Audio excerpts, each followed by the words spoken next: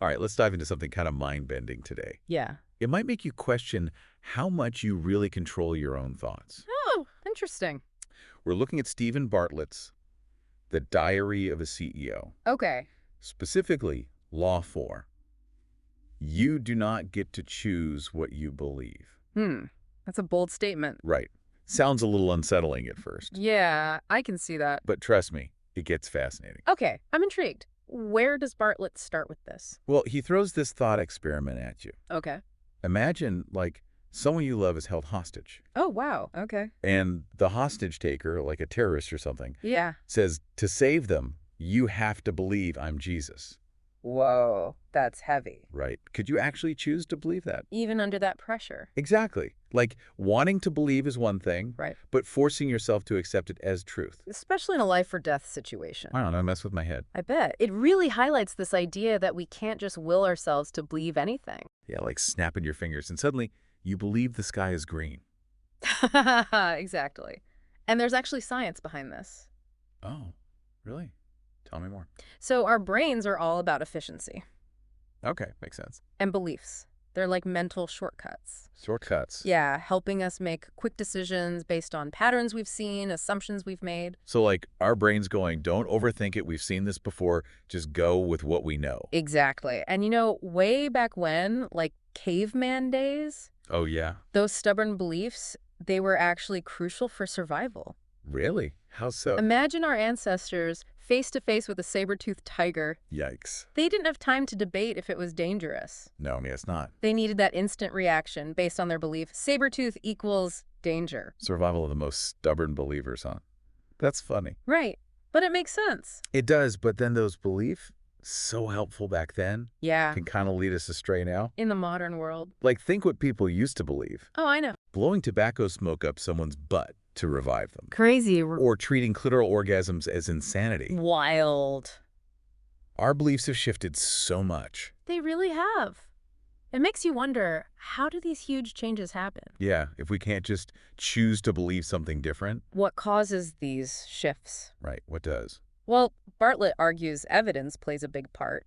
Evidence. Remember that hostage situation? Oh, yeah, intense. What if that terrorist, demanding you believe he's Jesus, Yeah. suddenly, like, poof, turns water into wine? Whoa, seeing that with my own eyes. Would it change your belief? I gotta say, it'd shake things up a bit. You're not alone. Most people said that kind of undeniable evidence Really? would change their minds about the terrorist. Wow, that's the power of first-hand experience, huh? It is. Seeing is believing, as they say.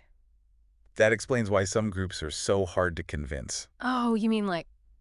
The flat earthers. Ah, yes. You can show them photos from space. But they haven't experienced it themselves. They don't trust the source. Exactly. No first-hand experience to shift their whole worldview. It makes you think about your own life, right? Huh. Things you only truly believed after seeing them for yourself. Yeah, totally. For me, it was like overcoming stage fright. Oh. People telling me I'm a good speaker didn't do it. Yeah, I get that. Just getting on stage myself. The experience, right? Yeah, made me believe That it. makes sense. And, you know, speaking of authority figures, Oh, yeah. they play a role too, right? Absolutely. Doctors, experts. Celebrities endorsing stuff. We tend to trust them. Like, if Lionel Messi says these shoes are the best, You're more likely to buy them. even if I haven't tried them myself. Exactly. Cialdini, he called this influence. But it seems like first-hand experience, that's what really changes our minds. It's deeper, goes beyond just being influenced. And to understand that, Yeah. we got to look at Tali Sharot's research. She's all about how beliefs change. Okay, so what does Sharot say? I'm ready. Well, buckle up, because this is where it gets really interesting. So, you ready to unpack how our brains handle new info, when it comes to changing those beliefs? Yeah, lay it on me. All right, so Sharot, she's got these 4 factors, right? You mentioned them before the break. Yeah, think of it like this. Wait, Factor 1, the current evidence we've got. for specific belief, you mean? Exactly, the foundation it's built on. Makes sense. Factor 2, our confidence level in that evidence. Oh, so it's not just what I believe, Nope. but how strongly I believe it. Exactly. So how solid do you think that foundation is? Okay, got it. What about the other two? Right. So factor 3 is the new evidence coming in. The stuff challenging my existing belief. You got it. And factor 4. Let me guess. Confidence level in the new stuff. Bingo. How much you trust that new source. So it's like a tug-of-war in my brain. Uh-huh, kind of. Old beliefs versus new info. But how sure I am about each side, that matters a lot, right? Yeah, totally. So if someone's telling me something way different and I'm super confident in my current belief, Chances are, I'm not budging, huh? even if the new stuff is legit.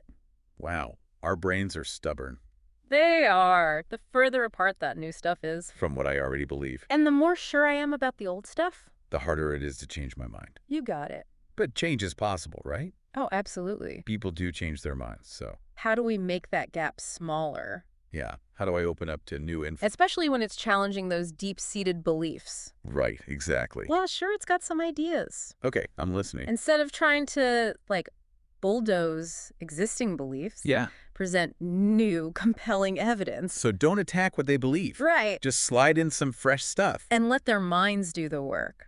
Interesting. But what about stuff we want to believe? Whoa, we're wired to be more receptive to that. Like compliments on my looks. Exactly. Someone tells you you're smart, attractive. I'm going to listen. Makes sense, right? Yeah. So play to those desires. Okay, got it. But how does this work in the real world? Changing beliefs that are harmful, you know. Yeah, those tough ones.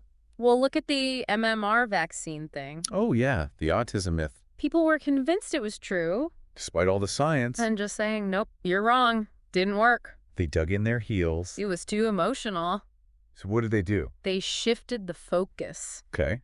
highlighted the benefits of the vaccine, protection from measles, mumps, rubella. Instead of attacking the bad, Yeah, they emphasized the good. exactly. Appealed to that parental instinct. Keep your kids safe. Way more effective than just debunking the myth. Focus on the positive. I like that. Right. But what about beliefs about ourselves? Oh, those deep ones, yeah. The I'm not good enough kind of stuff. Those are tough. Bartlett actually suggests, instead of arguing against those, Yeah. encourage deep self-review. Wait, seriously? Wouldn't that make it worse? It seems counterintuitive, right? Totally. But there's this study, the toilet study. Toilet study. Okay, you got to tell me more. So they asked these Yale grad students to Yes. rate how well they understood their own toilet. Like how it works. Exactly. Then they had to write it all out. A whole essay on toilets. Hilarious. Right, but here's the thing. I've- After explaining it, Their confidence. plummeted. Wow. Trying to explain something you think you know. Reveals how much you don't. That's wild. So this applies to limiting beliefs too. If you're feeling worthless, for example, Yeah. break down why you believe that. Really examine it. You might find holes in your logic. And that belief might loosen its grip. Interesting. It's like forcing that belief to defend itself. Exactly. Sometimes that's all it takes to start chipping away. Bartlett himself, he did this for stage fright. He did. Realized his fear wasn't based on anything real. Just assumption. So he talked himself out of it. Not talking, more like doing. Got it. Getting on stage again and again. Proving that fear wrong through experience. Exactly. It's not about wishing things were different. Yeah. It's taking action, gathering new evidence. Do the thing you fear. You got it. But there's another crucial piece. Which is... Trust. Oh, right. Like the flat earthers not trusting NASA. Even with solid evidence. If I don't trust the source, I'm going to be skeptical. that makes total sense. Yeah. But how do we know who to trust? That's the million-dollar question, and Yeah. that's what we'll tackle next time. Okay, I'm ready for part 3. Yeah. Back again, still diving deep into beliefs, how they form, how we challenge them, all that good stuff from Bartlett's The Diary of a CEO. And before we left off, we were wrestling with this idea, right? Oh, yeah. Figuring out what to believe when we're bombarded with info. It's like info overload these days. It really is. And that's why, What? honing those critical thinking skills, that's crucial. We can't just soak it all up, right? Nope. Got to actively engage, question things, consider different sides. Okay, so critical thinking, check. But how do we actually do that? One of the biggest things, Yeah. recognizing our own biases. Oh, right. We all have those. We do, whether we realize it or not. And they can really mess with how we see things. Like looking through a wonky lens, Totally. But those biases, they're sneaky. They can be upbringing, culture, experiences, even the media we consume. All plays a part. If we want to be more objective. We got to spot those biases. Exactly. And one way to do that, Oh. seek out different perspectives. Oh, so like If we stick to the same old stuff. reinforces what we already think. Yeah. Got to break out of that echo chamber. It's like a food thing. Oh, I like this. instead of just comfort food. Yeah, I'm going to try new flavors. even if they're weird at first. Exactly.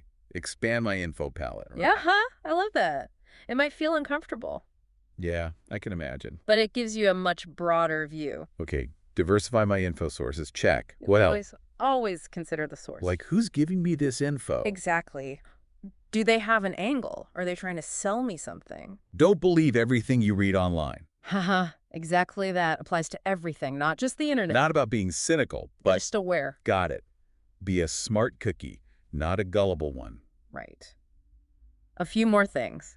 Lay 'em on me. Look for evidence. Don't just take their word for it. Okay, What data supports their claim? got it. Back it up. Watch out for emotional stuff, too. Oh, yeah, like fear-mongering and stuff. Exactly. Can really cloud our judgment. Fact check, fact check, fact check. Yes. So many resources for that now. And be open to changing my mind. Absolutely. It's an ongoing process. Might be wrong. And that's okay. Wow, this is like a whole toolkit for navigating the info world. It is. And remember, critical thinking isn't just about being skeptical. There's more to it, Curiosity, being open-minded. even with people you disagree with. Exactly. Thoughtful, evidence-based conversations. So a balance, huh? Yes. Healthy skepticism, but also genuine curiosity. You know, this has been eye-opening. Glad to hear it. Really makes you think about how beliefs work. They're powerful things. And the main takeaway, What's that? our beliefs, they're not set in stone. Okay. They change with our experiences, the info we get. We might not control what we believe directly, but We can be more aware of how those beliefs form. and how they shape our view of everything. Exactly. It's about taking ownership. Not just letting those beliefs run wild. Right. Challenging them can be tough, but It's how we grow. it is. Learn new things, create a better world. Powerful stuff. Any last words of wisdom? As you go about your day, think about this. What belief are you ready to challenge?